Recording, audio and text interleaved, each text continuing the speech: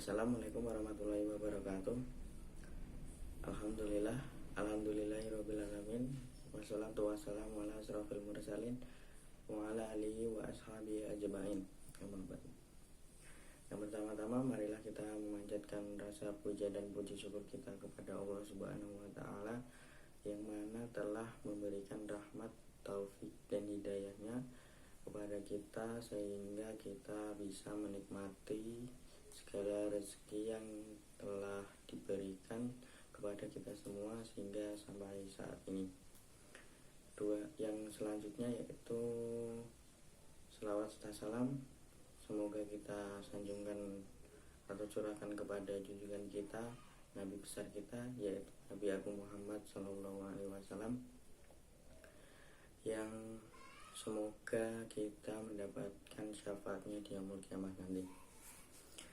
Perkenalkan, nama saya Rafiuddin Muhammad Fahri. Saya di sini NIM 213 dan saya di sini akan mengerjakan tugas ulangan akhir semester mata kuliah retorika dakwah. Saya di sini tidak akan kultum atau tausiah, tapi saya hanya di sini akan menyampaikan sedikit ilmu yang saya miliki, yaitu saya akan menceritakan kisahnya Laila Majnun, yaitu dua pasangan yang sangat baik lah. Langsung saja pada ceritanya, mungkin nanti bisa diambil hikmahnya atau pelajarannya, yaitu pada suatu ketika si Majnun itu keluar dari rumahnya.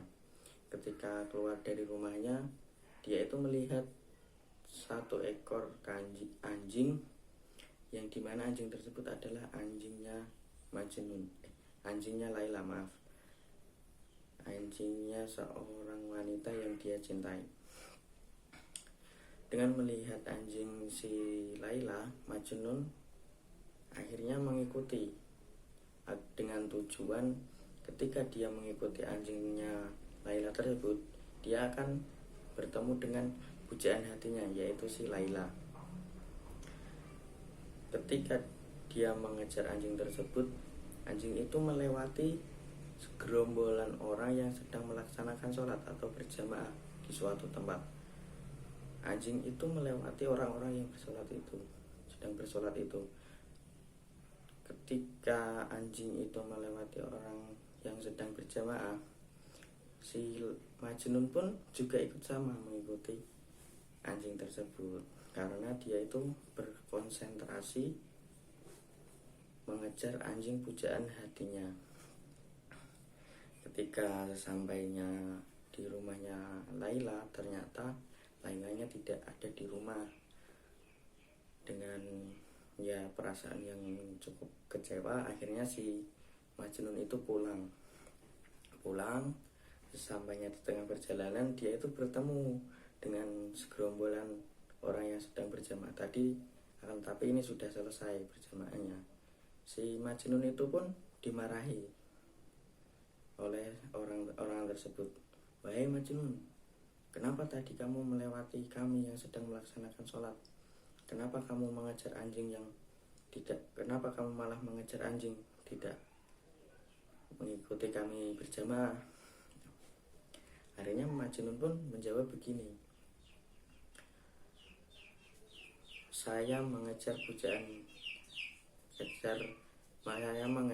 anjing pujaan hati saya. Demi Allah, saya tidak melihat kalau di sini ada orang yang sedang melaksanakan sholat berjamaah. Demi Allah, saking konsentrasinya si Majnun itu, dia itu tidak melihat orang yang sedang berjamaah. Lalu Majnun itu berkata begini, saya yang mengejar anjing pujaan hati saya dengan konsentrasi, saya tidak melihat ada orang yang berjamaah di sini. Sedangkan kalian yang sedang berinteraksi, sedang berkomunikasi, sedang berbicara kepada Allah, Tuhan atau sang pencipta, tapi kalian masih sibuk mengurusi diriku. Nah, itu kan sindiran buat kita semua ataupun orang yang berjamaah tadi, bahwa kita beribadah itu tidak konsentrasi, padahal kita itu menghadap kepada sang pencipta ataupun Tuhan yang Maha Esa, yaitu Allah. Cerita selanjutnya yaitu ketika suatu hari ada acara di rumahnya si Laila, yaitu pujaan hatinya si Majnun. Pada hari itu si Majnun pun ikut datang ke acara tersebut, padahal dia tidak diundang. Banyak sekali keluarga-keluarga ataupun teman-teman si Laila yang berdatangan. Nah, sesampainya di acara tersebut, Majnun bingung, kok semuanya pada antri. Ternyata pengantrian mengambil makanan, dan yang menunggu makanan tersebut adalah si pujaan hatinya Majnun, yaitu Laila. Akhirnya si Majnun itu ikut mengantri dan membawa piring itu. Setelah gilirannya si Majnun, dia kan saling memandang. Si Laila pun tidak mengasih makanan kepada Majnun. Si Laila itu tidak mengasih makanan kepada piringnya Majnun. Akan tetapi si Laila itu malah menjatuhkan piringnya Majnun sampai pecah, dan seluruh keluarganya tertawa. Ya, dia berkata begini, si keluarga-keluarga atau teman-temannya, wah, si Laila akhirnya sadar juga kan gitu. Tapi Majnun pun ikut tertawa senang gitu. Ada satu yang berkata begini, wahai Majnun, kenapa kamu malah senang sekali, padahal si Laila sudah mempermalukan di depan banyak orang gitu. Akhirnya si Majnun menjawab begini, Laila kapan mempermalukan saya gitu. Nah, itu.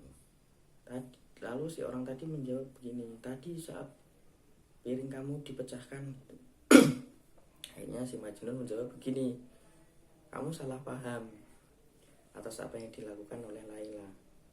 Dia menjatuhkan piring dengan tujuan agar aku ikut antrian lagi dan kita bisa bertemu lagi. Nah, kita kan saling rindu. Jadi rindu itu bisa terobati apabila bertemu kan gitu. Akhirnya sih orang-orang terdiam karena itu apa yang dipikirkan Majnun itu begitu salah persepsi sama orang-orang lain. Ternyata orang lain salah paham. Laila memecahkan piringnya Majnun agar si Majnun itu ikut antrian lagi dan ketemu lagi sama si Laila, pujaan hatinya. Nah, pelajaran yang bisa kita ambil dari cerita tersebut adalah bahwa kita itu jangan salah paham dulu kepada Tuhan ataupun Allah. Nah, Allah memberikan ujian, memberikan cobaan kepada kita. Sesungguhnya Allah itu ingin dekat dengan kita. Banyak sekali orang yang apabila menderita ataupun dapat ujian, mereka ingat Allah, tetapi apabila dia senang, dia lalai akan Allah. Dan itu, apabila kita doa-doa kita belum terkabulkan, sesungguhnya Allah itu rindu sekali dengan omongan kita. Dan Allah itu rindu dengan berbicara kita, dengan maka dari itu Allah itu belum mengabulkan apa permintaan kita. Nah, itu karena Allah itu sangat rindu dengan omongan kita. Yaitu jangan salah paham pada Tuhan ataupun Allah yang Maha Esa, karena dengan ujian kita bisa mendekat dengan Allah. Benar apa yang saya katakan tadi, kalau kita senang pasti akan lupa kepada Allah. Mungkin ada seorang, saya pun menyatakan ya saya sendiri nih, kadang saya lalai gitu. Tapi kalau saya lagi ada ujian pasti saya ingat untuk sholat tertib, ngaji gitu. Tapi Allah itu tidak seperti orang-orang yang berkata kalau senang lupa, kalau menderita butuh kan gitu, datang kan gitu. Allah tidak seperti itu. Allah pasti akan sayang selalu kepada hamba-hambanya seluruhnya. Mungkin yang dapat saya sampaikan itu, kurang lebihnya mohon maaf. Billahi taufiq wal hidayah. Wassalamualaikum warahmatullahi wabarakatuh.